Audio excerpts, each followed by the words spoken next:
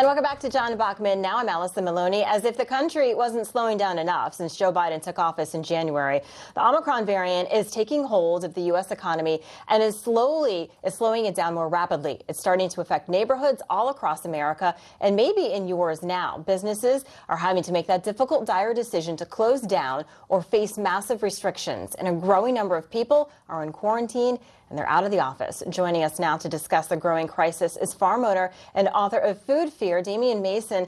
Thank you for being with us today. We appreciate it. Thank you very much, Allison. Appreciate you having me.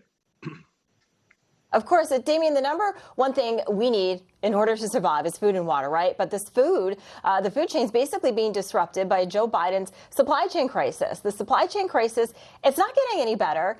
Jen Psaki actually did praise the administration last week for saving Christmas. What are you seeing? Well, we appreciate Jen and her overlapping arrogance that she single-handedly with Joe, the 77-year-old senile puppet, saved Christmas for us. But the reality is, I'm a food and agriculture guy, and the one thing that I would say, and I've been saying it for a long time, is agriculture in places like the United States of America is a matter of national security. Fortunately for us, Allison, we are not beholden to a bunch of container ships that are sitting off the shore in the Pacific Ocean so that we can have our dinner this evening.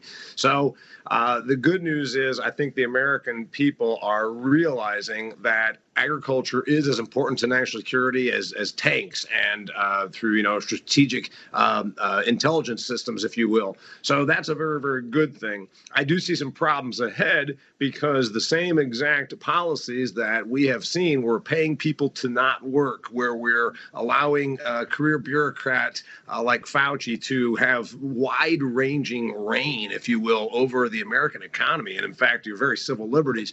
I'm concerned that we're going to see a bigger impact on the food supply because, again, we know that we've got a variant and a virus. That's fine. But when we're paying people generous benefits to not work, and then we have sort of a pretty hard reaction to any little blip out here, you can shut down and make it so that there's no, stuffed animals in the store and you're probably not going to die. But all of a sudden, if we shut down the meat plants, there's a lot of human hands that still are needed to put the food on the table, especially when it comes to meat and specialty crops, produce, tree products, fruits and vegetables. So that's got me a little concerned moving forward if we see a heavy-handed response to this with the idea that we're going to save Christmas or save New Year's. In reality, we're going to put a lot of constraints on our food supply.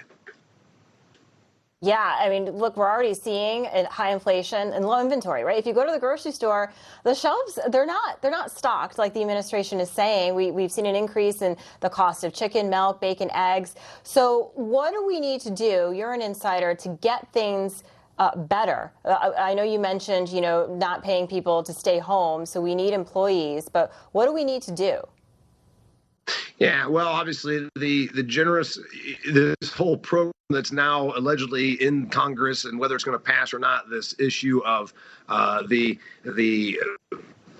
Build Back Better plan, a bunch of that money, Allison, is social welfare. And it's coming at a time when we've got, essentially record-setting low unemployment. And it doesn't mean that we don't have, workers. It's because there's no real motivation for them to show up. So the first thing we should do is make sure that we're really analyzing this social welfare system, because I can tell you that we are seeing huge amounts of payments being made to the labor pool in food production.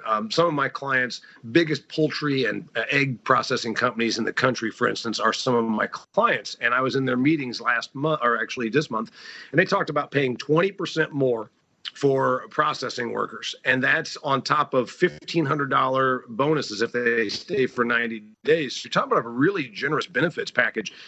They can talk about 6.8% inflation, but the reality is we're not seeing that in food. We're seeing that, as you said, beef up 20 some odd percent, poultry up 11%, milk. It goes on and on. And now, of course, the vegetarians are going to say, oh, that's great because now people won't eat meat. Well, the reality is about 96% of America wants to eat meat, eggs, and milk. So, vegetarians we really have a big push on the price point. So is it going to continue? I believe that it will. The social welfare curtailing would help bring workers back in. And then also the reality, which it seems right now, Allison, that we are accepting the fact that there's going to be no hiding from this virus. You know, a year and a half, 2 years ago, everybody thought they could just sit at home and somehow the world kept on. Well, luckily, agriculture didn't do that, because when we sit at home, all of a sudden there's barren shelves, and we don't want that. Yeah, absolutely. Damien, we have about 30 seconds left. What do you think, who's feeling this the most? Is it middle America? Is it big cities? Or is it just everyone across America? Yeah, generally, inflationary pressure on food hurts those at the more low end of the socioeconomic spectrum, because they spend a greater amount of their income on food. So even with the welfare programs and what we've done, it still tends to hurt them a great deal worse than maybe folks like you and I that live a little better than the folks at the end of the bottom end of the spectrum.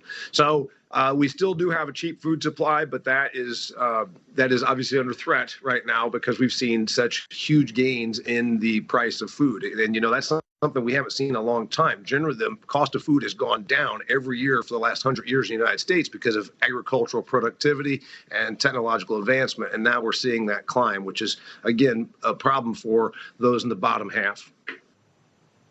Yeah, no, you're right. The cost of food as well as the cost of fuel and to heat your home. So it's impacting everyone. Damien, thank you so much. We appreciate it, and have a great new year. Thank you very much, Alice.